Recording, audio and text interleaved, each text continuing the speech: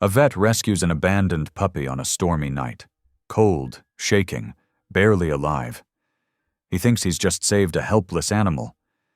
But months later, everything he knows about loyalty, survival, and even nature itself is shattered.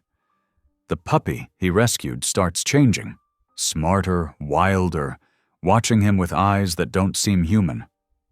Then strange men start showing up, asking questions they shouldn't know to ask. What did he really bring home that night? Why are powerful people suddenly desperate to get it back? As danger closes in and secrets surface, one man will be forced to choose between the law, his conscience, and the wild thing he loves. Because this isn't just a pet, it's a revelation that could cost him everything. When the truth finally comes out, will it save him or destroy him? I'd love to know. Where are you watching from? Type it down below, and while you're here, subscribe so you'll always catch the next story. The windshield wipers fought a losing battle against the downpour as Dr. Lyle Hart squinted through the darkness. The coastal storm had intensified during his emergency farm call, turning the winding road back to Harbor Bend into a treacherous ribbon of water and shadows. His weathered pickup truck crept along at 25 miles per hour, tires occasionally sliding on the slick asphalt. Lightning split the sky, illuminating the marsh grasses bent horizontal by the wind. The boom of thunder that followed made Lyle's hands tighten on the steering wheel. At 38, he'd seen plenty of coastal storms, but this one had an unusual ferocity that set his nerves on edge. "Just 5 more miles," he muttered to himself, leaning forward as if those extra few inches would help him see better through the rain-streaked windshield. The digital clock on his dashboard read 11:15 at night, far later than he'd planned to be out. Another flash of lightning revealed something in the middle of the road. Lyle's heart leaped into his throat as he slammed on the brakes. The truck's anti-lock brakes pulsed beneath his foot as the vehicle hydroplaned slightly before coming to a stop, mere feet from a small, dark shape huddled on the center line. "What in the world?" Lyle breathed, squinting through the rain. The creature hadn't moved, despite his truck's headlights bearing down on it. Years of veterinary training and instinct took over. He grabbed his rain jacket from the passenger seat and stepped out into the storm. The wind nearly yanked the truck's door from his grip. Rain pelted his face as he approached the animal, moving slowly to avoid startling it. As he drew closer, he could make out what appeared to be a puppy, soaked to the bone and shivering violently. "Hey there, little one," he called softly, crouching down. The puppy's head snapped up, and Lyle caught a glimpse of unusual eyes that seemed to reflect the lightning in an odd way. But there was no time to dwell on that. The poor thing was clearly hypothermic and needed help immediately. He shrugged off his rain jacket, approaching carefully. "It's okay. I'm here to help." The puppy watched him with those strange eyes but didn't run.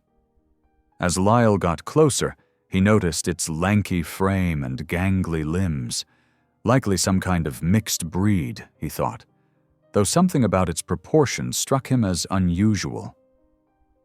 When he was within arm's reach, he slowly extended his hand, letting the puppy smell him. After a moment's hesitation, it pressed its cold, wet nose against his palm. Taking that as permission, Lyle quickly wrapped the shivering creature in his jacket and scooped it up. "Let's get you somewhere warm and dry," he murmured, hurrying back to the truck. The puppy didn't struggle, instead pressing closer to his chest, seeking warmth. Once inside the cab, Lyle cranked up the heat and aimed the vents toward his unexpected passenger. As he drove, he kept glancing at the bundle beside him. The puppy had stopped shivering quite so violently, but its eyes remained fixed on him with an intensity that was almost unnerving.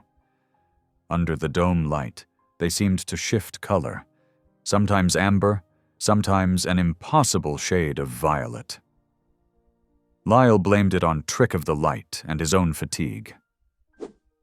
"Good thing I've got keys to the clinic," he said, more to fill the silence than anything else. The puppy's ears perked up at the sound of his voice. "We'll get you checked out. Maybe find your owners if you've got a microchip." The drive to Harbor Bend Veterinary Clinic took longer than usual in the storm. The small building sat dark and quiet on the outskirts of town, its weather-beaten sign creaking in the wind. Lyle parked as close to the door as possible and made a dash for it with his bundled passenger. Inside, the familiar smell of antiseptic and pet shampoo greeted him as he flipped on the lights. The puppy stirred in his arms, nose twitching as it took in the new environment. Lyle carried it straight to the exam room, grabbing towels from the supply cabinet along the way. "All right, let's get a good look at you," he said, setting the puppy on the metal exam table. As he unwrapped his rain jacket, the creature sat perfectly still, watching his every move. Under the bright fluorescent lights, Lyle began to notice more unusual features: the slightly elongated muzzle, the oversized paw pads, the way its fur seemed to have an almost silvery sheen despite being soaked. He began drying the puppy with careful, gentle strokes. "You're a strange-looking fellow, aren't you? Wonder what kind of mix you are." The puppy tilted its head at his words, displaying an intelligence that made Lyle smile despite his exhaustion. Working methodically, he checked for injuries, took the puppy's temperature, slightly low but not dangerously so, and scanned for a microchip. Nothing. No collar either, though that could have been lost in the storm. "Well, looks like you'll be staying with us for now," Lyle said, running his hands over the puppy's unusual frame one more time. Everything about it was just slightly off. Too lean, too long-limbed, something he couldn't quite put his finger on. But it was healthy, apart from being cold and wet. And that was the important thing. He set up a comfortable kennel with fresh water, food, and plenty of blankets. The puppy went in willingly enough, but kept those remarkable eyes fixed on him as he closed the door. "Get some rest," Lyle told it. "We'll figure out what to do with you in the morning." As he gathered his things to leave, Lyle found himself moving slower than necessary, reluctant to go. There was something about this animal that tugged at him, sparked his curiosity and concern in a way he hadn't felt since before his divorce 2 years ago, before burning out in his military veterinary career, before retreating to his hometown to lick his wounds and run this struggling small-town practice. The puppy whined softly as he headed for the door, and Lyle found himself walking back to crouch beside the kennel. "It's okay," he said softly. "I'll be back first thing in the morning." He slipped his fingers through the kennel door, and the puppy pressed its nose against them. The touch sent an odd, tingling sensation up his arm, but he dismissed it as static electricity from the storm. Driving home to his small house on the marsh, Lyle couldn't shake the feeling that something significant had just happened. The storm was beginning to fade, leaving behind a heavy silence broken only by the occasional distant rumble of thunder. He thought about those strange eyes, that intelligent gaze, the way the puppy had seemed to understand every word he said. "You're overthinking things," he told himself firmly. "It's just a lost puppy. Nothing more." But even as he said it, he knew he was lying to himself. In his 15 years as a veterinarian, he'd never seen anything quite like this animal. When he finally crawled into bed at 1:30 in the morning, Lyle's dreams were filled with storm-tossed roads and eyes that shifted color like kaleidoscopes. He woke several times, thinking he heard whining or scratching, only to remember the puppy was safely at the clinic. Morning came too soon, gray light seeping through his bedroom windows. Lyle dressed quickly, knowing his staff would be arriving at the clinic soon. Sarah, his receptionist, was always early, and he wanted to be there to explain their unusual guest before she started asking questions he couldn't answer. As he drove to the clinic, the aftermath of the storm was evident everywhere. Branches scattered across the road, puddles filling every dip and hollow, a few shingles torn from roofs. But the air felt cleaner somehow, as if the storm had washed away more than just dust and debris. Pulling into the clinic's parking lot, Lyle noticed his hands were trembling slightly with anticipation. He told himself it was just lack of sleep, or maybe too much coffee on, an empty stomach. But deep down, he knew it was something else, a feeling he hadn't experienced in years, not since his first days as a vet when every case was new and exciting. It was hope. Hope that maybe, just maybe, this strange puppy that had appeared in the storm was exactly what he needed to shake him out of his comfortable numbness, to remind him why he'd become a veterinarian in the first place. As he unlocked the clinic door, Lyle could hear soft whimpering from inside. He hurried to the kennel area, heart pounding. The puppy was awake, standing at attention, those remarkable eyes fixed on the door as if it had been waiting for him. When it saw him, its entire body wiggled with joy, and a sound that wasn't quite a bark escaped its throat. "Good morning to you too," Lyle said, smiling despite himself. As he opened the kennel door, the puppy pressed against his legs, and that same strange, tingling sensation shot through him. This time he couldn't blame it on the storm. He knew his staff would have questions. They'd joke about the puppy's strange appearance, suggest exotic breed combinations, maybe even voice the doubts he was trying so hard to ignore. But for now, in the quiet morning light, Lyle allowed himself to simply enjoy the company of this mysterious creature that had quite literally appeared out of nowhere. Sometimes, he thought, the best things in life come when you least expect them, even if they arrive in the form of a soaking wet puppy with impossible eyes and a frame that defied explanation. As he began his morning routine, the puppy following close at his heels, Lyle felt more awake and alive than he had in years. The weeks slipped by like water through Lyle's fingers. Each morning, he'd arrive at the clinic to find Brindle, named for his unusual reddish-gray coat, watching the door with those remarkable golden eyes. The name had come naturally, though Lyle couldn't quite remember deciding on it. It just seemed to fit, like so many things about the strange puppy that had stumbled into his life that stormy night. But Brindle wasn't staying puppy-sized. His growth was remarkable, even alarming. Where most dogs his apparent age might gain a few pounds over weeks, Brindle seemed to stretch and fill out almost overnight. His legs grew longer, his chest deeper, and his face took on a wild, knowing look that made some clients step back nervously when they saw him in the clinic. "That's some dog you've got there, Doc," Mrs. Peterson said one morning, clutching her elderly poodle closer as Brindle watched them from behind the reception desk. "Never seen anything quite like him." Lyle had smiled and nodded, but the comment stuck with him. He hadn't seen anything quite like Brindle either, and he'd treated thousands of dogs over his career. The animal moved with an unusual grace, silent as a shadow despite his size. He never barked, not once, though sometimes in the evening, when the marsh mists rolled in, he would lift his head and let out a haunting sound that wasn't quite a howl and wasn't quite a song. Most striking was Brindle's intelligence. He watched everything with an intensity that went beyond normal canine curiosity. When Lyle spoke to him, those golden eyes fixed on his face with an understanding that sometimes sent shivers down his spine. Yet for all his apparent comprehension, Brindle refused to obey even the simplest commands. It wasn't defiance. It was more like he considered the requests and simply chose not to comply. Despite these oddities, or perhaps because of them, Lyle found himself growing deeply attached to his unusual companion.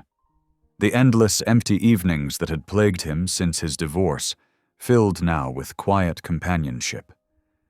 He'd talk to Brindle about his day, about his patience, about the way his ex-wife's betrayal still ached like a badly set bone. The animal would listen, head tilted, offering a presence that asked nothing but gave everything. Sarah, his receptionist, noticed the change in him.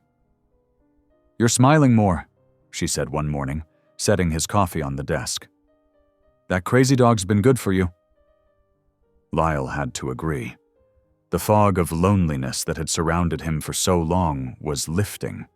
He had purpose again, beyond just going through the motions of running his practice. Even his hands felt steadier when performing delicate procedures. But as autumn crept toward winter, troubling rumors began circulating through Harbor Bend. Farmers reported finding strange tracks in their fields, larger than any dog print had a right to be. Calves went missing from outlying pastures. Something was disturbing the natural order of things in the wetlands that bordered the wealthy Barrett Colfax's sprawling wildlife preserve. Colfax himself fueled the whispers, offering generous bounties for any predators caught on his land. His face appeared in the local paper, standing in front of his mansion-like lodge, speaking about protecting local livestock and maintaining the delicate balance of the ecosystem. But there was something in his eyes that reminded Lyle of certain animals he'd treated, the ones that bit without warning. $5,000 for any problem, Predator, Lyle read aloud from the paper, Brindle's head resting on his knee. Since when does Colfax care about local farmers? Man's never worked a day in his life. Brindle's only response was to press closer against Lyle's leg, that now familiar tingling sensation spreading where they touched. The animal had grown so large his head nearly reached Lyle's waist when sitting. The morning everything changed started like any other. Lyle arrived early, Brindle padding silently beside him as they entered the clinic. Sarah wasn't due for another hour, and the waiting room was still dark. But as Lyle flipped on the lights, he realized they weren't alone. A man stood by the reception desk, tall, broad-shouldered, dressed in expensive outdoor gear that had never seen real use. His smile didn't reach his eyes. "Dr. Hart, I represent Mr. Colfax's interests." The man's gaze fixed on Brindle, who had gone absolutely still beside Lyle. "I believe you have something that belongs to us." Lyle felt his chest tighten. "This is private property. We're not open yet." The man's smile widened fractionally. "That animal you're harboring, it's part of a licensed breeding program. Very valuable. Mr. Colfax is prepared to compensate you generously for its return." Brindle was a stray, Lyle said, but even as the words left his mouth, pieces began falling into place. The unusual growth, the strange behaviors, those impossible eyes. "I found him during the storm." "Did you report finding him? Check for a microchip? Follow proper protocols?" The man's voice remained pleasant, but there was an edge underneath, sharp as a scalpel. "We can do this officially if you prefer. Involve the authorities. But Mr. Colfax thought you might appreciate a private arrangement." Brindle pressed against Lyle's leg so hard it almost hurt. For the first time since that rainy night, he made a sound, a low rumble deep in his chest that wasn't quite a growl. The man's hand twitched toward his jacket pocket. "That animal is dangerous, Dr. Hart. It's not what you think it is, for your own safety." "I think you should leave," Lyle cut him off, surprised by the steadiness in his voice. "If Mr. Colfax has a claim on Brindle, he can contact me through proper channels, with documentation." Something cold flickered across the man's face. "You're making a mistake, Doctor. Mr. Colfax is a powerful man in this community. He supports a lot of local businesses. Would be a shame if people started taking their pets elsewhere." The threat hung in the air like smoke. Lyle's hand found Brindle's fur, fingers tightening in the thick ruff that had grown around his neck. The tingling sensation was stronger than ever, almost electric. "Good day," Lyle said quietly, not moving from his spot by the door. The man adjusted his expensive jacket and moved toward the exit. As he passed, he paused. "This isn't over, Dr. Hart. That animal doesn't belong here. One way or another, it's coming back where it belongs." After he left, Lyle sank into a chair, his legs suddenly weak. Brindle immediately put his head in Lyle's lap, those golden eyes full of something that looked remarkably like concern. The morning light streaming through the windows caught his coat, highlighting the reddish tints that had become more pronounced as he grew. "What are you?" Lyle whispered, scratching behind those distinctive ears. "What have I gotten myself into?" Brindle's only answer was to press closer, offering the same steady comfort he'd provided these past weeks. But now that comfort carried an edge of something else, a sense that everything was about to change, that the simple act of saving a puppy in the rain had set in motion events beyond his understanding. The sound of Sarah's car pulling into the parking lot broke the moment. Lyle straightened up, trying to compose himself before she came in. But his mind kept returning to the man's words, to the cold purpose in his eyes, to the way Brindle had gone so still at his appearance. Whatever was happening, whatever Brindle really was, one thing was certain. Barrett Colfax's interest meant trouble. And somehow, without quite meaning to, Lyle had placed himself squarely in the middle of it. The following afternoon brought more unwanted visitors to Lyle's clinic. This time, they came armed with paperwork, thick manila folders and official-looking documents that the lead representative, a polished woman in a crisp suit, spread across his desk like playing cards. "As you can see, Dr. Hart," she said, tapping a glossy photo of what appeared to be Brindle, though something about the image felt off. "This animal is part of Mr. Colfax's licensed training program for specialized tracking dogs. He escaped during the storm last month." Lyle studied the documents, noting how new they looked, how the ink seemed barely dry. Beside him, Brindle hadn't moved from his protective position, those golden eyes fixed on the visitors with unnerving intensity. "These papers were filed last week," Lyle observed quietly. "After my conversation with your colleague yesterday." The woman's smile tightened. "We had to gather the proper documentation. Surely you understand the bureaucratic process." "What I understand," Lyle said, "is that these papers don't match what I'm seeing." He gestured to Brindle. "Look at him. Really look. Does he strike you as a typical training dog?" The second representative, a broad-shouldered man who hadn't spoken yet, shifted uncomfortably. Brindle's gaze snapped to him, and the man took an involuntary step back. "Mr. Colfax is prepared to be very generous," the woman pressed on. "We can make this worth your while, Dr. Hart. The preservation of local wildlife is a cause close to his heart." Lyle thought about the rumors he'd been hearing. Livestock disturbed, strange tracks, Colfax's bounties on predators. Something wasn't adding up. "I'm afraid I can't help you," he said firmly.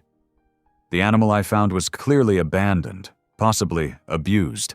Until I see legitimate documentation from before the date I found him, I have no reason to believe these claims." The woman's professional veneer cracked slightly. "Dr. Hart, I strongly advise you to reconsider. Mr. Colfax isn't accustomed to being refused." "Then this will be a novel experience for him." Lyle stood, gathering the papers and holding them out. "Now, if you'll excuse me, I have patients waiting." After they left, Sarah poked her head in. "Everything okay? Those people looked pretty intense." "Just fine," Lyle assured her, though his heart was racing. "Hold my calls for a bit, would you? I need some air." He headed to Maggie's diner, his usual refuge when things got overwhelming. "Danjum," bell chimed as he pushed through the door, and the familiar smell of coffee and pie helped steady his nerves. "The usual, Doc?" Maggie called from behind the counter. "Please." He nodded, sliding into his favorite booth by the window. He was halfway through his coffee when someone slid into the seat across from him. Looking up, he found himself facing a woman he'd never seen before.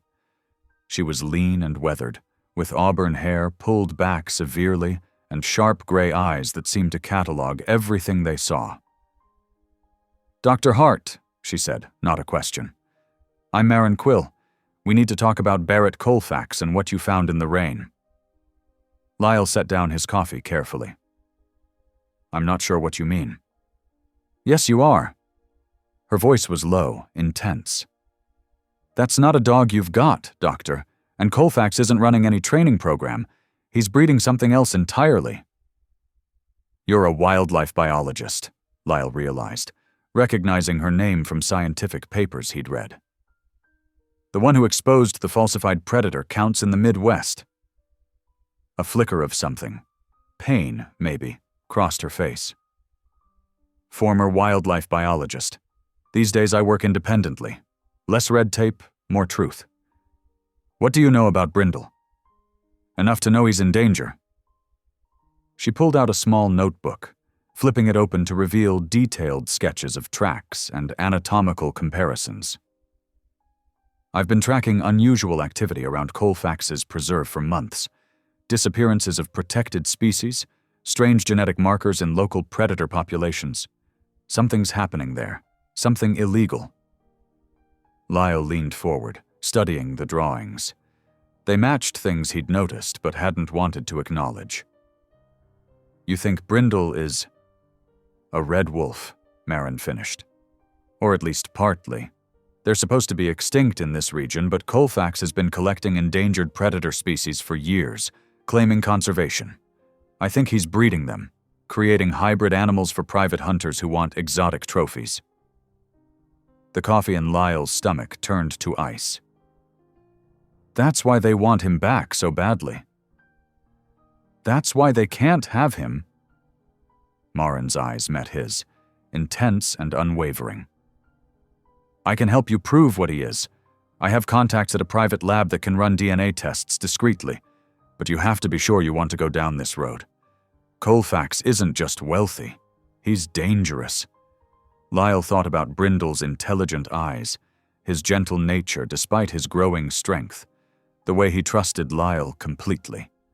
"I'm already down the road," he said quietly.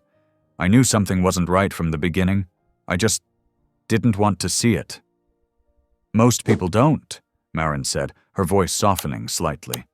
"They look away because it's easier. You didn't." "When can we do the tests?" "I can come by the clinic tomorrow morning before opening. The less attention we draw, the better." She pulled out a card with a number scrawled on it. "If anything happens before then, if Colfax's people show up again, call me immediately." As she stood to leave, Lyle caught her arm. "Why are you helping me?" Marin's expression turned distant. "Because I spent years watching people in power destroy things they had no right to touch. Because sometimes the only way to stop them is to prove what they're doing. And because that animal found you for a reason, Dr. Hart. Don't let them take him." After she left, Lyle sat for a long time, turning her card over in his hands. Through the window, he could see storm clouds gathering again over the marsh, dark and heavy with promise. The line had been drawn, not by him, but by whatever twist of fate had put Brindle in his path that rainy night. Now all he could do was stand his ground and hope he was strong enough for what came next. Maggie topped off his coffee without asking, her weathered face concerned. "You okay, Doc? Looking a bit pale there." "I'm fine," he said, managing a smile. "Just making some difficult decisions." "Those are usually the most important ones," she replied wisely, patting his shoulder before moving on to other customers. Lyle pulled out his phone and saved Marin's number, then sent a quick text to Sarah asking her to come in early tomorrow. Whatever Brindle was, whatever Colfax was doing, he wouldn't look away anymore. The truth was coming, ready or not, and he had chosen his side. The morning sun cast long shadows across Lyle's clinic as he paced the examination room, waiting. Brindle lay quietly on the floor, those intelligent golden eyes following his every move. The past week had felt like walking on eggshells, jumping at every car that slowed near the clinic, watching for Colfax's men in town, wondering if each day would bring confrontation. The door chimed, and Lyle's heart leaped into his throat before he recognized Marin's familiar stride. She entered the exam room with a thick manila envelope in her hands, her face unreadable. "You got the results?" Lyle asked, though the answer was obvious. Marin nodded, carefully closing the door behind her. "I did. And Lyle, you'd better sit down for this."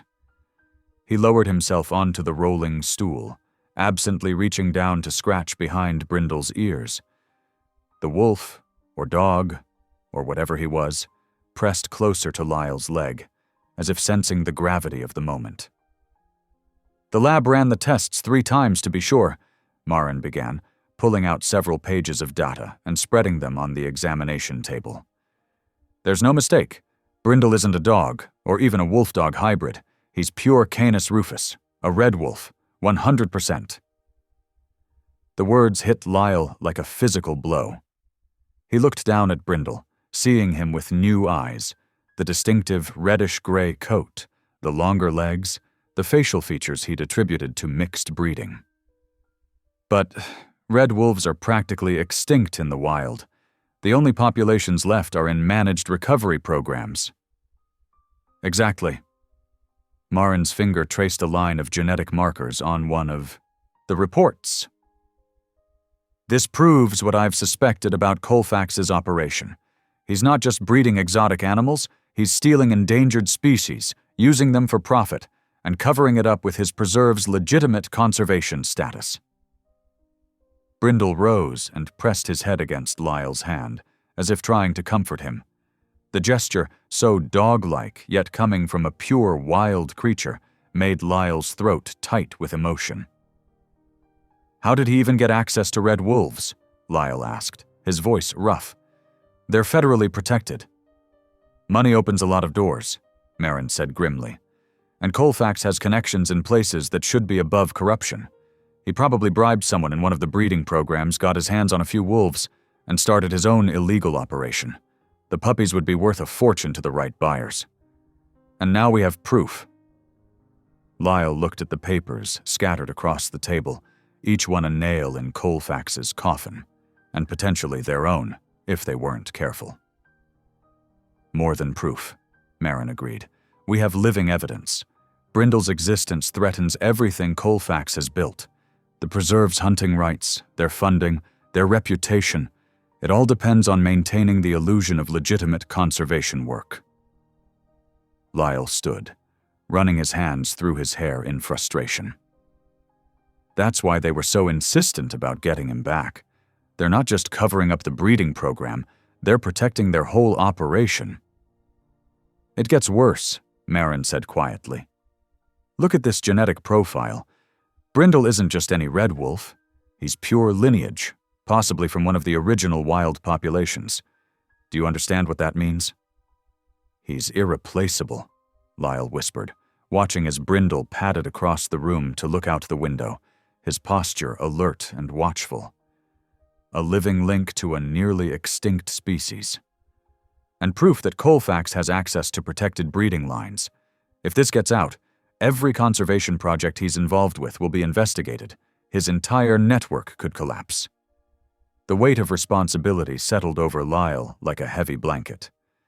What had started as a simple act of kindness, rescuing what he thought was an abandoned puppy, had become something far more dangerous.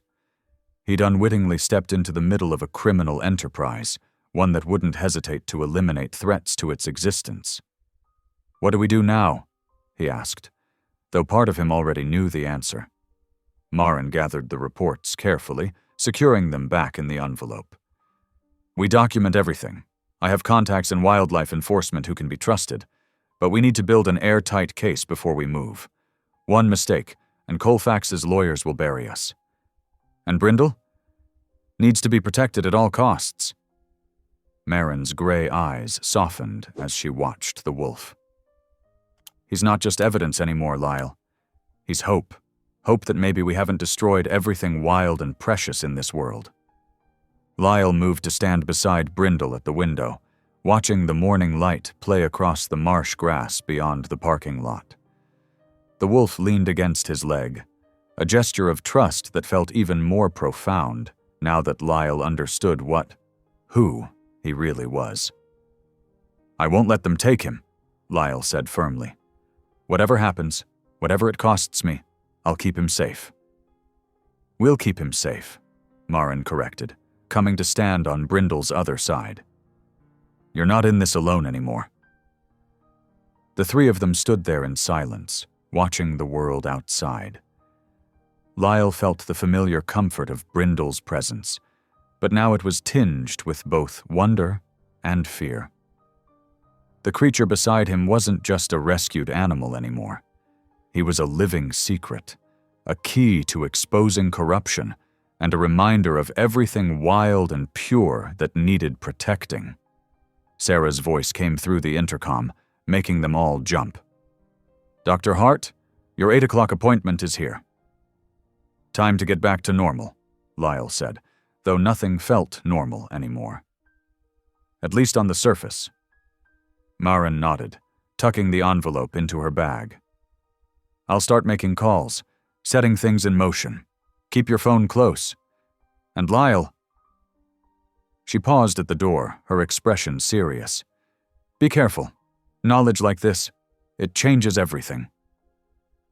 After she left, Lyle knelt beside Brindle, looking into those ancient, knowing eyes. You knew all along, didn't you? What you were, what you represented? The wolf simply gazed back, wise and silent as the species he represented. Dr. Hart? Sarah called again. Coming, he replied, giving Brindle one last pat before standing. The weight of discovery pressed on his shoulders, but his resolve was stronger than ever. Whatever came next, he would face it, for Brindle, for the truth, and for all the wild things that deserved protection from human greed. As he opened the door to face his first patient of the day, Lyle felt both heavier and lighter. The truth about Brindle might be dangerous, but it was also clarifying. The line between right and wrong had never been clearer, and he knew exactly where he stood. The late afternoon sun cast long shadows across Lyle's backyard as he and Marin worked to reinforce the old horse paddock. The weathered wooden fence needed strengthening before it could safely contain a wolf, even one as well-behaved as Brindle. Hand me those zip ties, Marin called, holding a section of heavy-gauge wire mesh against the fence posts. Her auburn hair was pulled back in a messy ponytail, dirt smudged across her forehead from their hours of work. Lyle passed her the bundle, watching as Brindle observed their efforts from the shade of a nearby oak tree. The wolf's intelligent eyes followed their every move, as if understanding they were creating a space just for him. You really think this will hold him? Lyle asked, testing the stability of a post. It's not about holding him in. It's about keeping others out, Marin replied, pulling the zip tie tight. Brindle's bonded to you. He's not going to run unless something forces him to. They worked steadily, adding layer upon layer of protection, buried wire to prevent digging, overhanging mesh to discourage climbing, and a heavy-duty gate with 2 different locks. Lyle had emptied his emergency fund to purchase the materials, but seeing Brindle's safety taking shape made it worth every penny. We should add some cameras, Marin suggested, wiping sweat from her brow. Nothing obvious, just enough to document any interference. Before Lyle could respond, the crunch of tires on gravel announced an unexpected visitor. Deputy Harlan Booth's patrol car pulled up beside the clinic, its weathered paint catching the evening light. Keep working, Lyle muttered to Marin. I'll handle this. He crossed the yard, noting how Harlan's eyes locked onto Brindle before turning to him. The deputy's usual easygoing expression was replaced by something more troubled. "Evening, Lyle," Harlan said, his voice low. "Got a minute to talk?" "Sure thing, Harlan. What brings you by?" The deputy glanced around before speaking. "Heard you had some trouble with Colfax's people. Wanted to give you a heads up. Things might get complicated." "How so?" Harlan shifted uncomfortably. "That man's got his fingers in every pie in 3 counties. Local law enforcement, business permits, state wildlife officers, hell, even some judges owe him favors. When he wants something, he usually gets it." Lyle's jaw tightened. "Is that a threat, Harlan?" "No," the deputy said quickly. "It's a warning from a friend. Whatever you're mixed up in, just watch your back. Colfax plays dirty when he needs to." "I appreciate the concern," Lyle replied carefully. "But I'm just running my clinic and taking care of a rescue dog. Nothing complicated about that." Harlan's eyes drifted back to Brindle. "That's no dog, Lyle. We both know it. Just be careful, all right?" The deputy turned to leave, then paused. "One more thing. Some of Colfax's security people have been asking questions around town. About your schedule, your property. Might want to upgrade your locks." Lyle watched the patrol car disappear down the road, his mind racing. When he returned to the enclosure, Marin was already installing a motion-activated light. "What did Booth want?" she asked, not looking up from her work. "To let us know we're being watched." Lyle filled her in on the conversation, watching her expression grow more concerned. "We need those cameras today, not tomorrow," she said. "I've got some wildlife monitoring equipment in my truck. Not exactly high-tech, but they'll record any nighttime visitors." They worked until darkness fell, setting up 4 carefully hidden cameras around the enclosure. Marin showed Lyle how to access the feeds from his phone, the infrared capability giving them a clear view of the entire area. "I'll stay tonight," Marin offered, but Lyle shook his head. "Too suspicious. We need to appear normal, remember? I'll sleep in the clinic. The motion lights will wake me if anyone comes near." Reluctantly, Marin left, making Lyle promise to call at the first sign of trouble. He secured Brindle in the enclosure, making sure both locks were engaged before heading inside to grab some blankets from the clinic's supply closet. "Just you and me tonight, boy," he told Brindle through the fence. The wolf pressed his nose against Lyle's hand through the mesh, his golden eyes reflecting trust and something that looked remarkably like understanding. Lyle made a bed of sorts on the clinic's examination table, positioning himself where he could see the enclosure through the window. Sleep came in fits and starts, his mind replaying Harlan's warnings about Colfax's influence. The motion light flaring to life jolted him awake at 3:15 in the morning. Lyle was on his feet instantly, phone in hand, but the camera feeds showed nothing but shadows. Heart pounding, he grabbed a flashlight and his old baseball bat before heading outside. The beam of his flashlight cut through the darkness, revealing nothing obviously wrong. But as he approached the enclosure, Brindle's agitated pacing drew his attention to the far corner.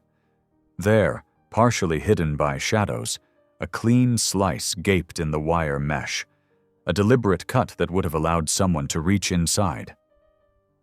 "Brindle, here, boy!" Lyle called sharply. The wolf trotted over, unharmed but clearly unsettled. As Lyle ran his hands over him, checking for injuries, something glinted in the dirt near the fence. Carefully, using his handkerchief, Lyle extracted a tranquilizer dart from the ground. Its needle was clean. It hadn't found its target, but its presence sent a chill down his spine.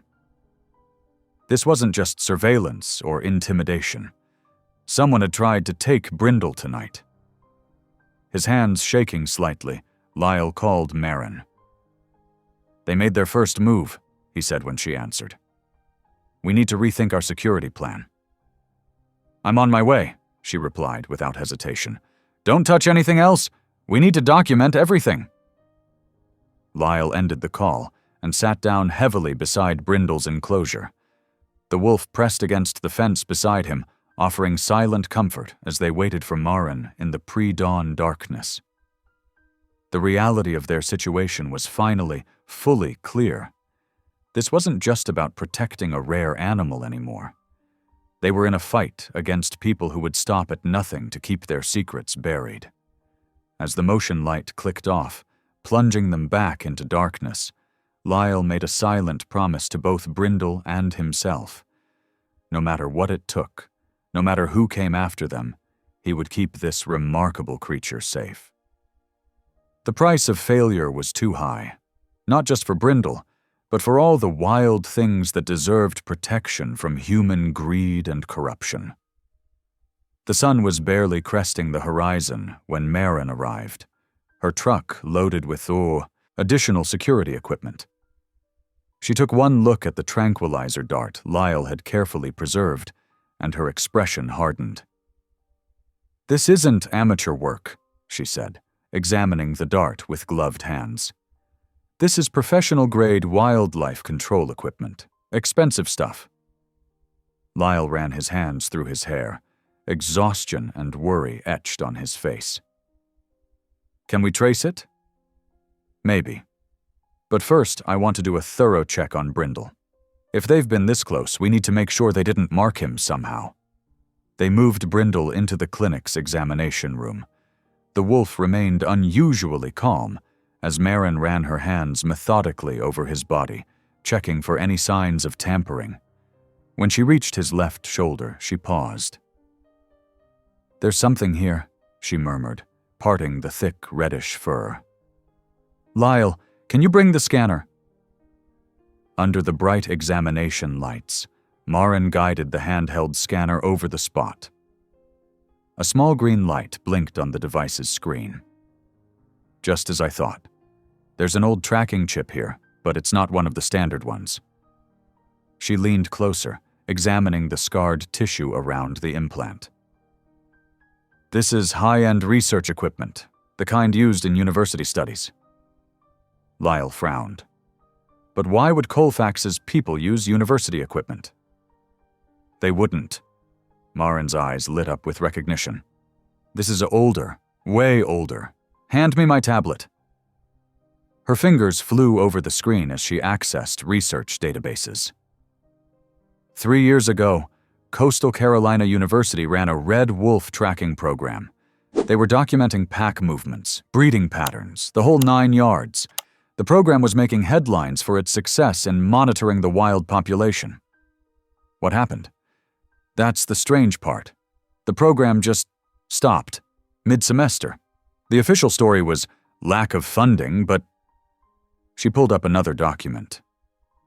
"Look at this. 2 weeks before the shutdown, they received a massive grant from the Colfax Foundation for Wildlife Conservation." Lyle leaned over her shoulder, reading. "Why would they shut down after getting funding?"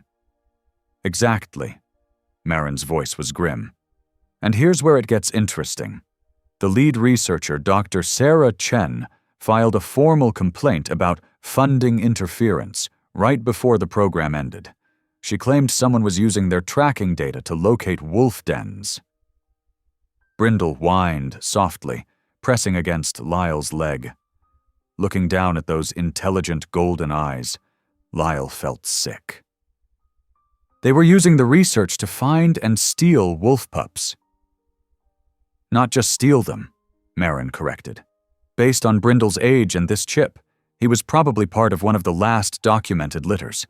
They didn't just take him, they used the university's own research to find him, then shut down the entire program to cover their tracks." Lyle remembered that rainy night, how Brindle had appeared so suddenly in his headlights. "The road where I found him, it's only a few miles from Colfax's preserve." "It wasn't an accident," Maren said quietly. "They were watching that road, waiting to see who might respond to a seemingly abandoned pup. Anyone who stopped would have to be someone who cared about animals. Someone who might notice if local wolves started disappearing," Lyle finished.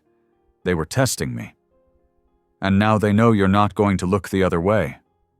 Marin began gathering evidence photos of the tracking chip and the tranquilizer dart.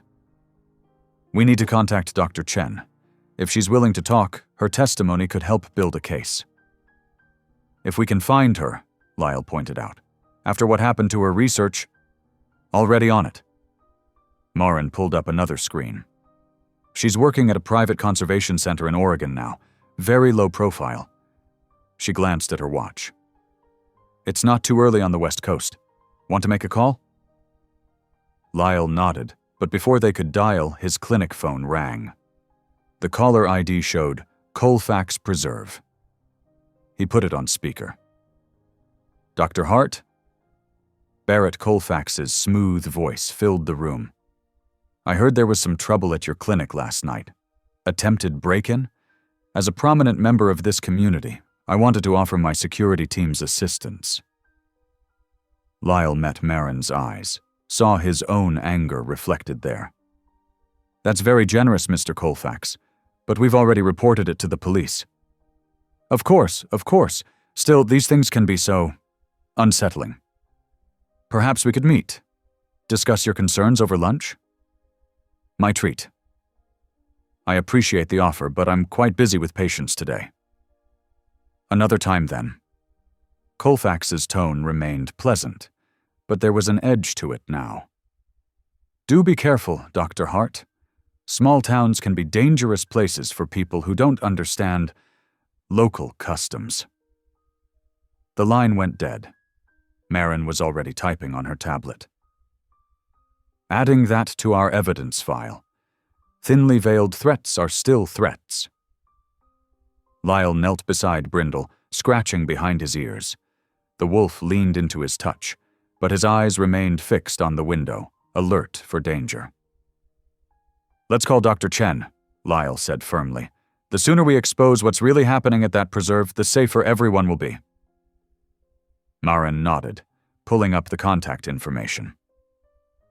As the phone began to ring, Lyle looked down at Brindle. Not just a lost pup anymore, but living proof of a conspiracy that went deeper than any of them had imagined.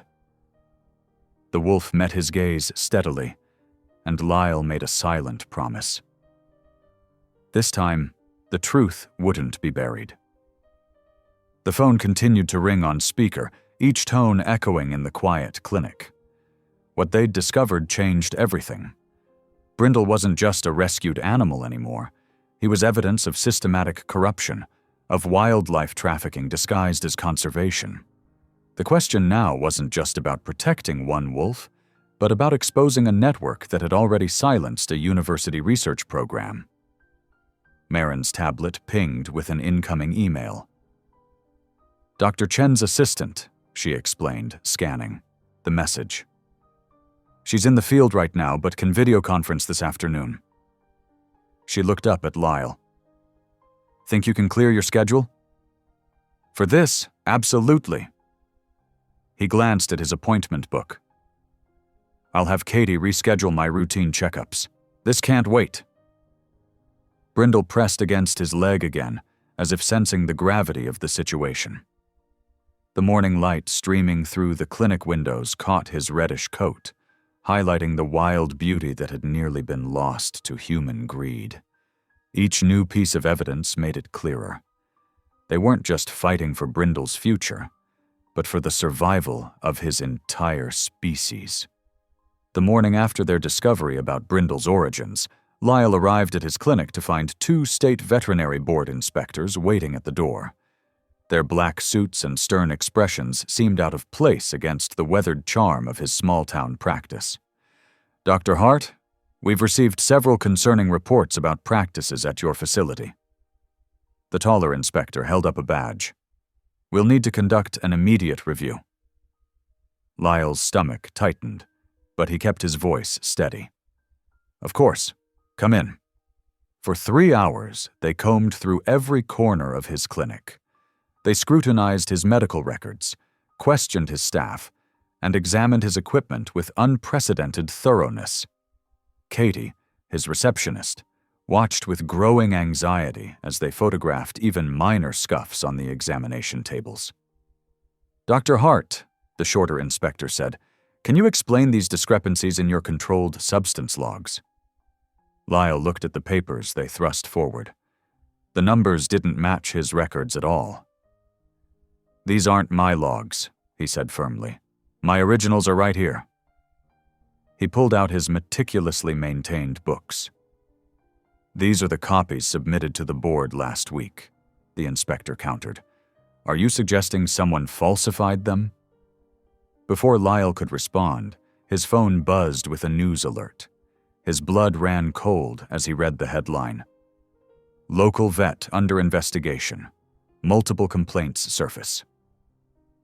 The article detailed accusations from supposed former clients, complaints about negligence, overcharging, even animal cruelty. Names he'd never heard of claimed he'd harmed their pets. The comment section was already filling with shocked reactions from townspeople. Katie burst into tears when she saw it. "This isn't right! You've helped half the animals in this county!" But the damage was spreading like wildfire. By afternoon, 3 longtime clients had called to cancel appointments. The local feed store owner, who'd known Lyle for years, left a message saying they needed to reevaluate their supply agreement. Marin arrived as the inspectors were leaving. "Lyle, we need to move Brindle. Now. This isn't just harassment. They're building a case to seize him." Before they could act on her warning, 3 police cruisers pulled up outside.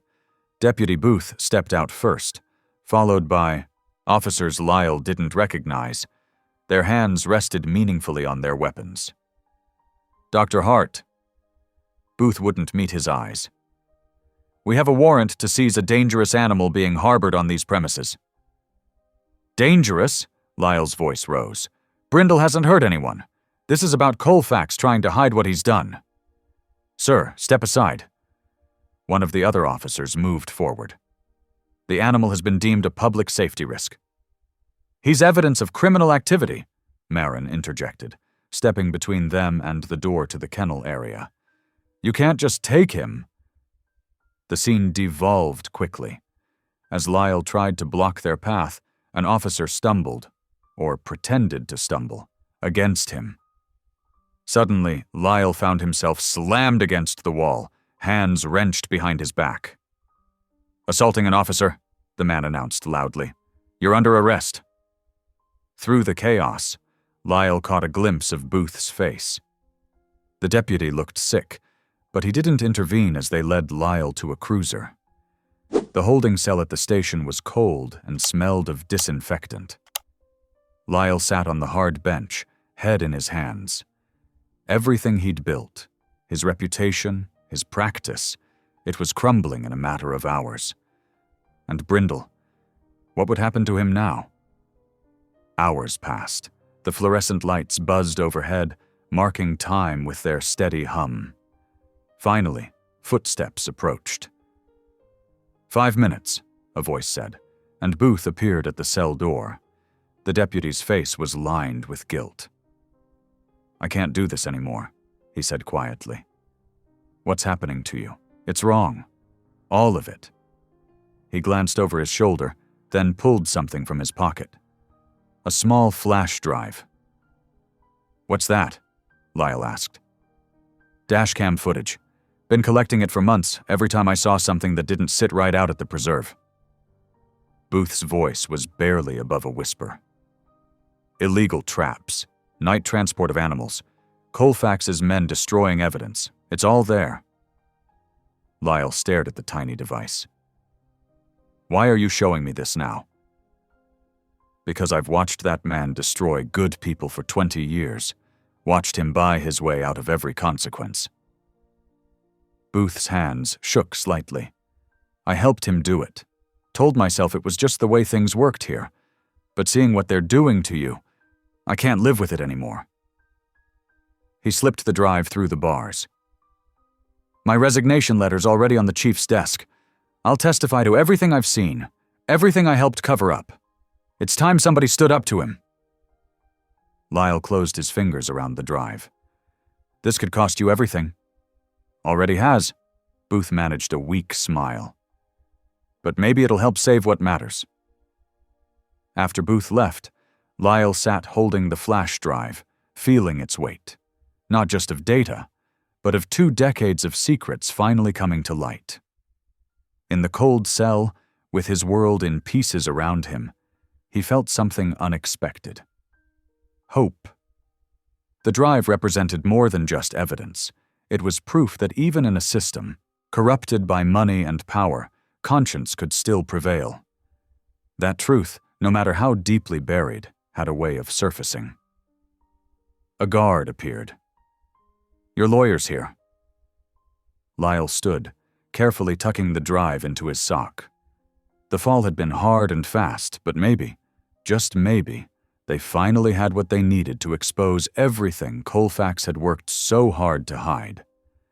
Hours earlier, he'd been a respected veterinarian. Now he was sitting in a jail cell, charged with assault. But somehow, he felt stronger than he had in weeks, because now they had proof, real, undeniable proof, of what had been happening in the shadows of Harbor Bend. He thought of Brindle, hoped the wolf was safe wherever they'd taken him. "Hold on," he whispered. "We're not done fighting yet." The cell door opened, and Lyle squared his shoulders. The flash drive pressed against his ankle like a promise that the truth would finally come to light, no matter the cost. Thunder rolled across Harbor Bend as Lyle studied the weather radar on his phone. Angry red and yellow swirls crept up the coastline, promising a night of chaos. Perfect cover for what they needed to do. "Federal agents here," Marin whispered, peeking through the clinic's blinds. A dark SUV had pulled into the back lot, lights off. Lyle's heart pounded. After his release from jail, they'd been planning this moment for days.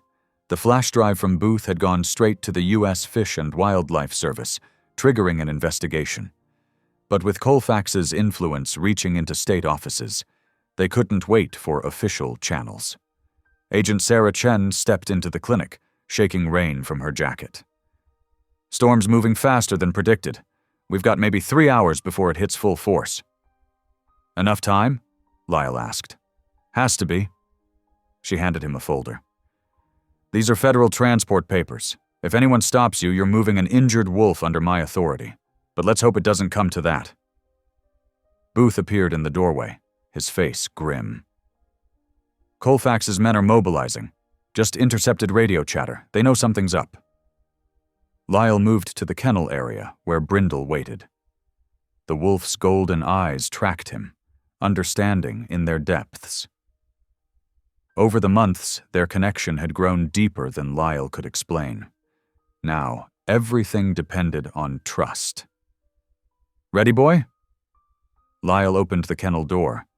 Brindle stepped out, pressing against his leg. Marin appeared with their gear, life jackets, emergency supplies, waterproof cases for phones and documents. "Skiff's fueled and waiting at Miller's dock. I've got the route mapped to the research blind." The blind was perfect, elevated above the marsh, reinforced against storms, and most importantly, outside Colfax's territory. They could hold out there until federal backup arrived. Lightning flashed as they loaded their gear into Booth's truck. Wind whipped through the trees, carrying the scent of rain and salt. Brindle jumped into the bay backseat without hesitation, settling between Lyle and Marin. "I'll run interference," Agent Chen said. "Keep your phones on but silent. If anything goes wrong, head straight for the blind. We have teams standing by." They rolled out into the growing storm, Booth taking back roads toward the marina. Rain pelted the windshield in heavy sheets.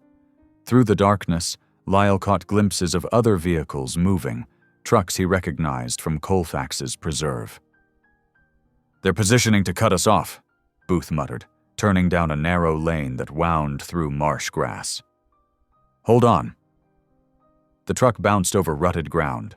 Brindle tensed, but stayed quiet. Lyle kept one hand buried in the wolf's fur, as much for his own comfort as Brindle's.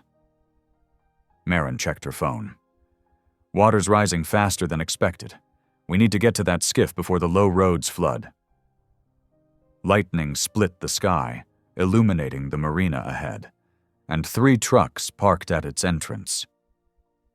"Back route," Booth said, cutting the wheel hard. They fishtailed on wet gravel, then shot down a service road that curved behind storage buildings. "There," Marin pointed to a gap between buildings. "Miller keeps his skiff on the last dock." They pulled up to the water's edge. Rain hammered the truck's roof as they rushed to unload. The marsh churned, white-capped waves breaking against the pilings. Getting the skiff out would be tricky, but staying meant capture. "Company," Booth warned.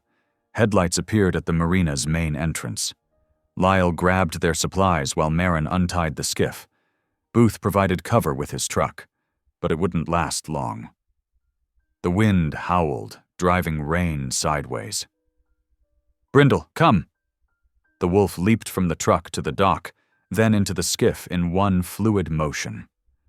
Lyle and Marin followed, starting the motor as shouts carried over the storm. "Go!" Booth yelled. "I'll hold them here!" The skiff's motor roared to life.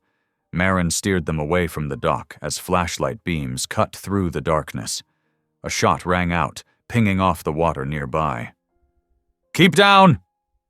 Lyle pulled Brindle close as they accelerated into the marsh. Behind them, he heard Booth's voice. "Federal operation! Stand down!" More shots followed, but distance and darkness made them harmless. The skiff bounced over waves as Marin navigated through channels she knew by heart. Lightning provided brief glimpses of their surroundings: twisted trees, submerged grass, water that seemed to stretch forever. "They'll follow," Marin shouted over the wind, "but they don't know these backwaters like I do." The storm intensified. Rain stung Lyle's face as they weaved through narrow passages. Brindle crouched low, somehow maintaining perfect balance despite the rough ride.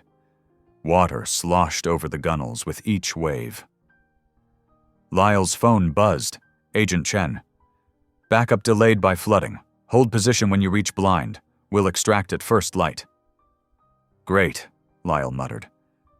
The blind was safer than trying to run in this weather, but a long night stretched ahead. A spotlight swept the water behind them. Engines growled in the distance. "Faster," Lyle urged. "Any faster and we'll swamp." Marin fought the wheel as they rounded a bend. "Blind's quarter-mile ahead. Channel gets tricky here." Lightning revealed a maze of posts and platforms, old fishing camps slowly being reclaimed by the marsh. Marin threaded between them, following markers only she could see. The pursuing boats fell behind, unwilling to risk the obstacles at speed. Finally, a dark shape loomed ahead, the research blind, rising on stilts above the churning water. They'd made it. But as Marin cut the motor, letting them drift to the platform's ladder, Lyle knew the night was far from over. The storm raged around them as they secured the skiff and climbed. Brindle went up first, showing surprising agility on the wet rungs. Inside, the blind was sparse but solid, built to withstand hurricane conditions. Marin checked her equipment while Lyle toweled Brindle dry. The wolf shook himself, then moved to a window, watching the water. His posture remained alert, sensing what they all knew. Colfax's men wouldn't give up easily. "Booth's okay," Marin reported, checking her phone. "They're holding him for questioning, but Agent Chen's there. Says she's never seen better acting." Lyle managed a tired smile. The deputy had risked everything to help them. They all had. Thunder crashed overhead. Through the blind's windows, lightning revealed boats circling in the distance, searching. But in this maze of water and shadow, finding them would take time. Time for backup to arrive. Time for justice to finally catch up with Barrett Colfax. Brindle pressed against Lyle's leg, offering warmth and comfort. Together they watched the storm rage, waiting for dawn. A deafening crack split the night as the skiff's motor sputtered and died. The sudden silence felt heavy, broken only by the storm's fury and distant engine sounds growing closer. No, no, no! Maren twisted the key desperately. The engine coughed but wouldn't catch. Lightning revealed 3 boats converging on their position, spotlights sweeping the churning water. Lyle's heart pounded as he helped Maren pull the skiff alongside the blind's ladder. Up! Everyone up! The metal rungs were slick with rain, treacherous in the darkness. Brindle scrambled ahead, showing surprising grace despite his size. Maren followed, equipment bag clutched to her chest. A bullet pinged off the ladder near Lyle's hand.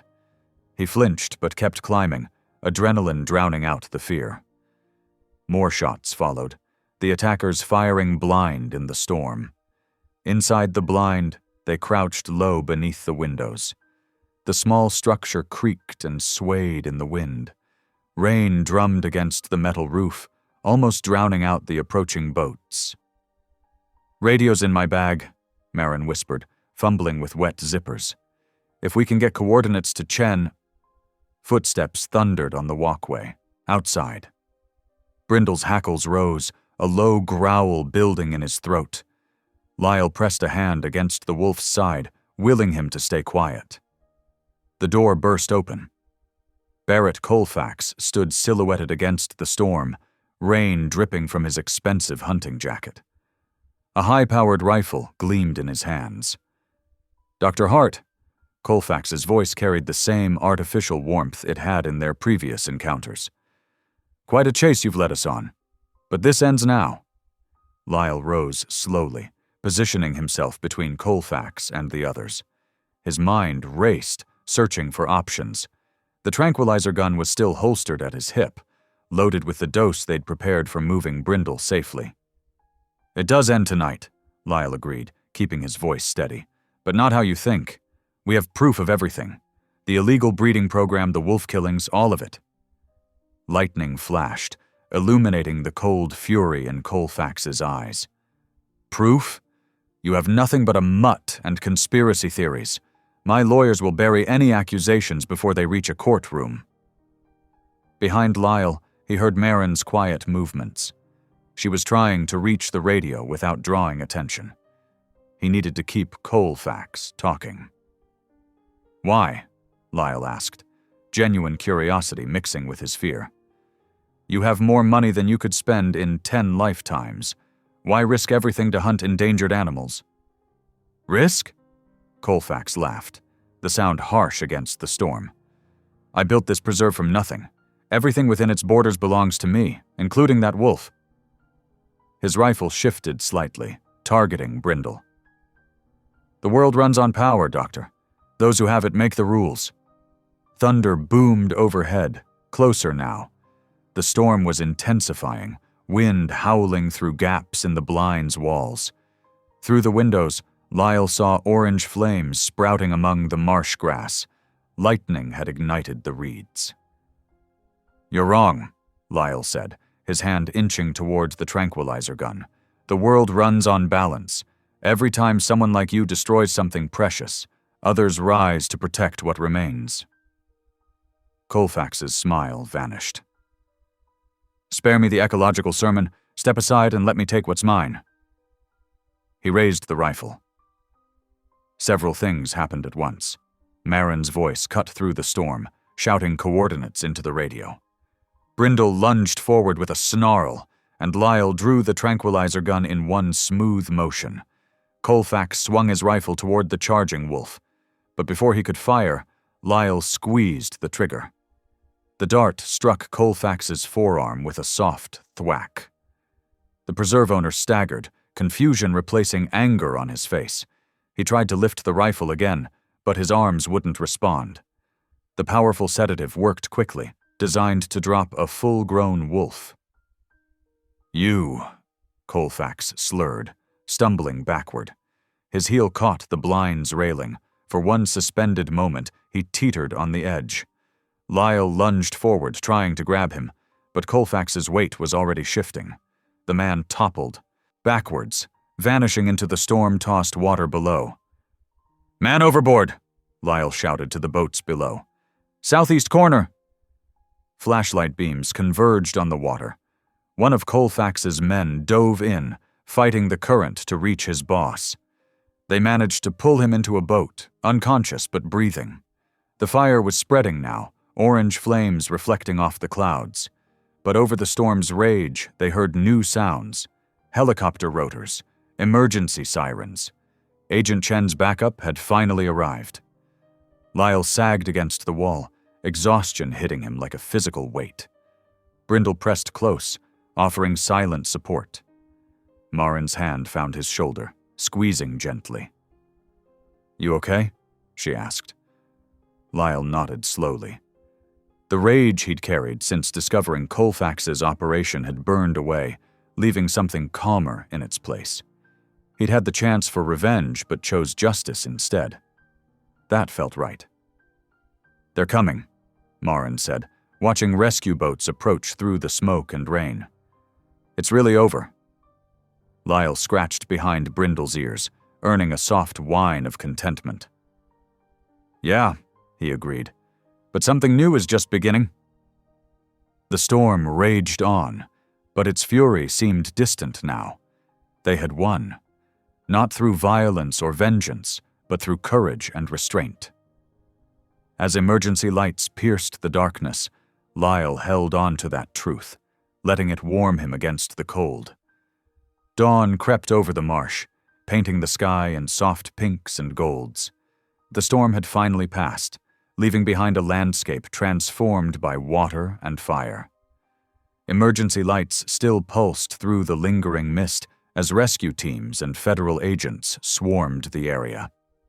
Deputy Harlan Booth stood watch over Barrett Colfax, who sat propped against an emergency vehicle. The sedative's effects were wearing off, leaving the preserve owner groggy but conscious. His expensive outdoor gear was soaked and muddy, his carefully maintained image of power stripped away. "Barrett Colfax," Booth said, his voice carrying the weight of years of compromised silence. "You're under arrest." The deputy's hands didn't shake as he secured the handcuffs. Each metallic click felt like redemption. Colfax's eyes narrowed. "You'll regret this, Harlan. All of you will." "No," Booth replied simply. "I only regret not doing it sooner."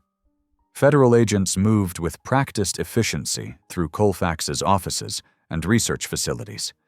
They seized computers, files, and most damaging of all, the detailed genetic logs that proved his illegal breeding program.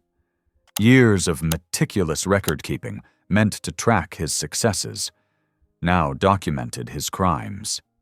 Lyle watched from the clinic's porch as vehicle after vehicle rolled past, carrying away evidence of Colfax's corruption. Brindle sat beside him, alert but calm. Marin approached, coffee cups in hand. "Here," she said, passing him one. "You look like you could use this." "Thanks." Lyle took a long sip, letting the warmth spread through him. "Hard to believe it's really ending." "Beginning," Marin corrected. "The federal investigation is just starting. They'll be combing through evidence for months." Agent Chen joined them, her tablet displaying preliminary findings. "We've already uncovered extensive networks, illegal hunting operations, endangered species trafficking, falsified conservation data. It's going to take time to unravel it all." "Will the charges stick?" Lyle asked. Chen nodded. "With Booth's testimony and the genetic evidence? Absolutely. Colfax's lawyers can't spin this away." The weeks that followed proved her right. The case moved through the justice system with surprising speed, driven by public outrage and overwhelming evidence.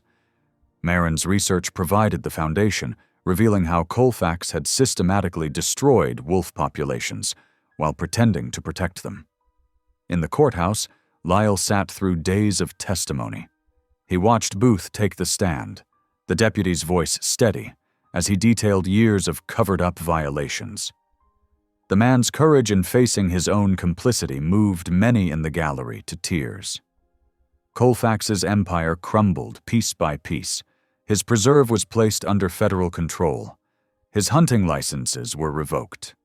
His foundation's charitable status was stripped away. The man who had built his life on power over nature found himself powerless.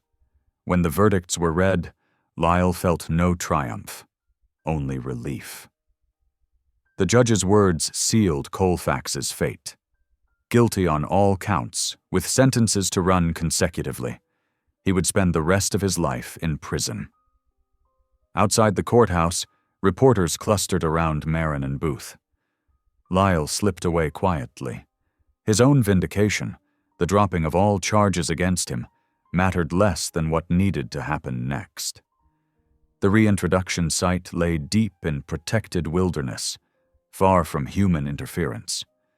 Early morning fog wrapped around the trees as Lyle's truck bumped down the access road. Beside him, Brindle sat in the passenger seat, nose twitching at new scents. Marin waited at the designated spot, her research gear ready to track Brindle's return to the wild.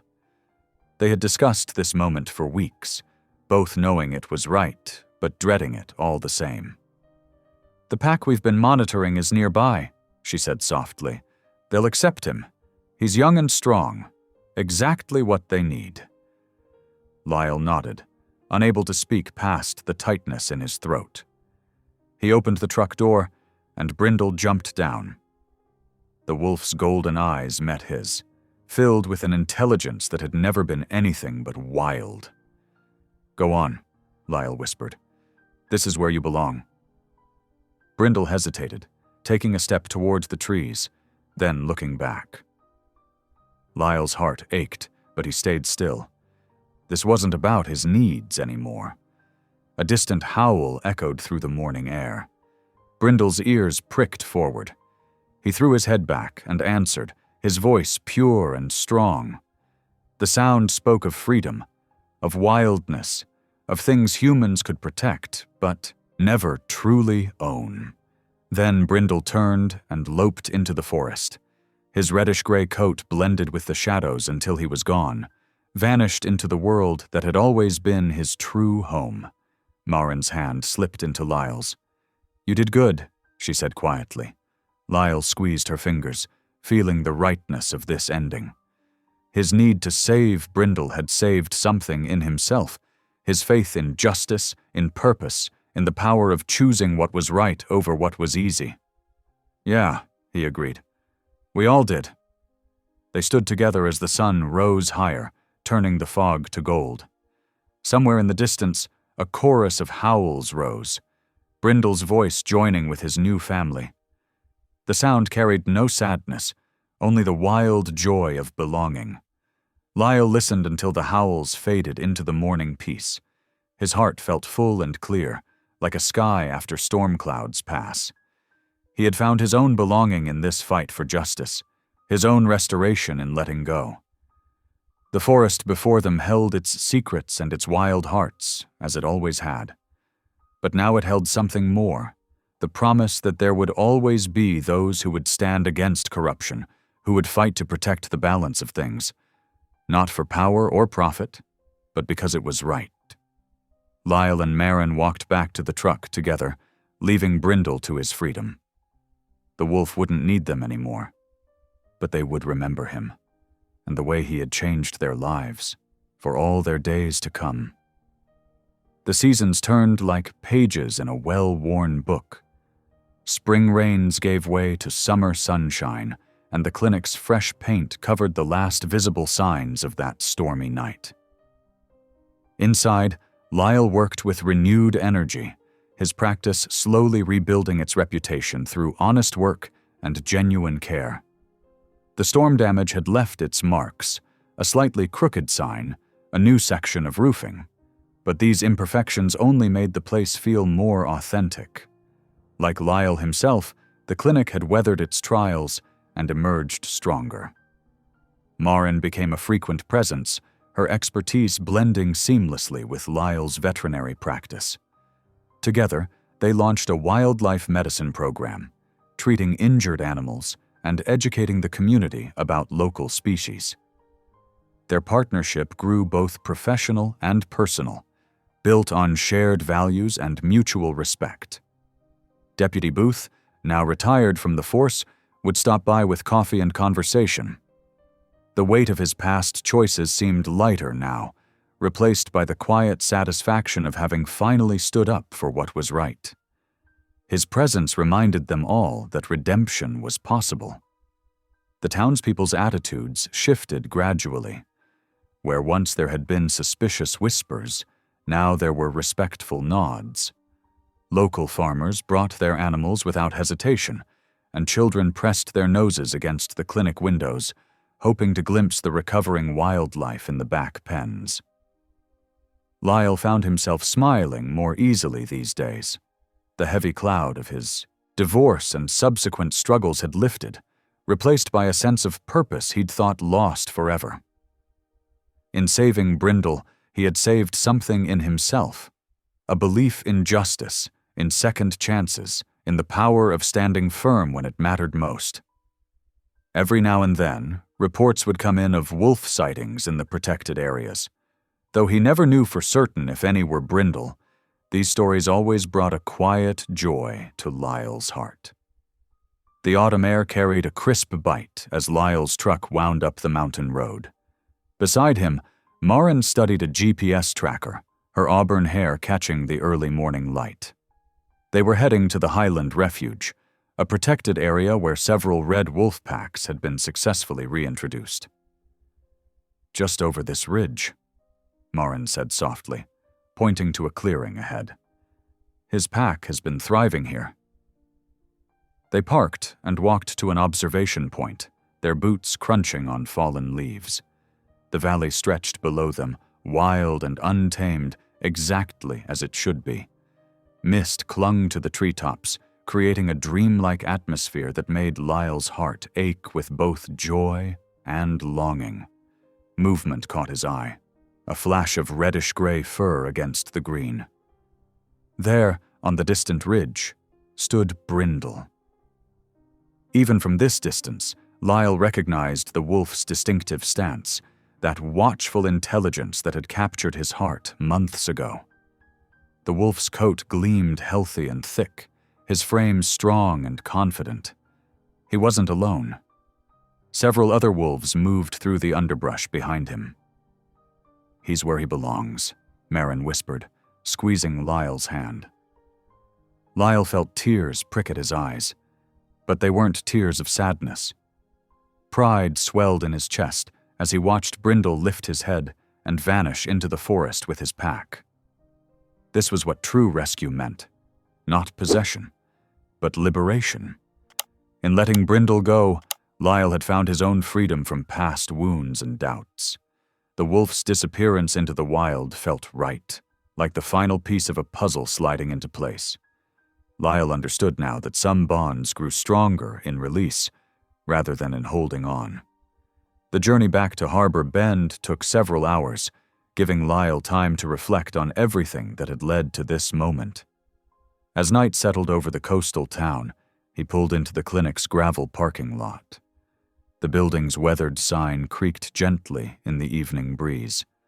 Dr. Hart's veterinary clinic, looking somehow more dignified for its battle scars from the storm.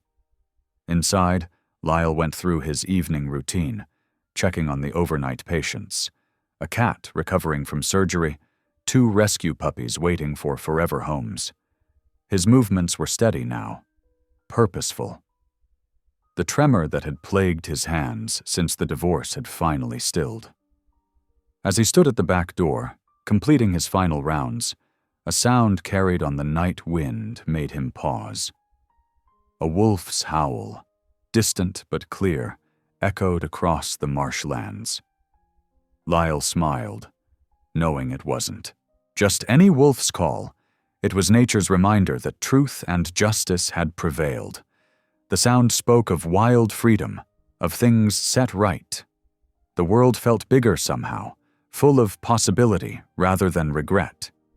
His clinic, once a refuge from failure, now stood as a testament to courage and redemption. The summer breeze carried the scent of marsh grass and salt air as Lyle and Maren stood before the newly completed wildlife rehabilitation wing. The modern addition gleamed in the morning sun, its large windows reflecting the coastal sky. A small crowd had gathered for the opening ceremony. Local supporters, veterinary staff, and even Deputy Booth, who now volunteered regularly at the clinic. A bronze plaque caught the sunlight near the entrance. Lyle ran his fingers over the engraved words, "For those who cannot speak." The message was simple, but carried the weight of everything they'd fought for. "Ready?" Marin asked, her gray eyes bright with pride. She slipped her hand into his, a gesture that had become wonderfully familiar over the past months. As they led the first tour group through the state-of-the-art facility, Lyle explained each carefully designed feature. The specialized recovery spaces, the advanced monitoring systems, all funded by the restitution payments from Colfax's case. At the observation window overlooking the marsh, Lyle paused. The horizon stretched endlessly before him, where water met sky in a perfect line. There was a deep sense of rightness in his chest, a feeling of having found his true path at last. The wild had taught him to trust again, both himself and the possibility of justice. And in that healing, he had found not just purpose, but love. Thanks for watching. If any part of this story lingered with you, consider subscribing. I'll be here again tomorrow, sharing another tale that speaks to the soul.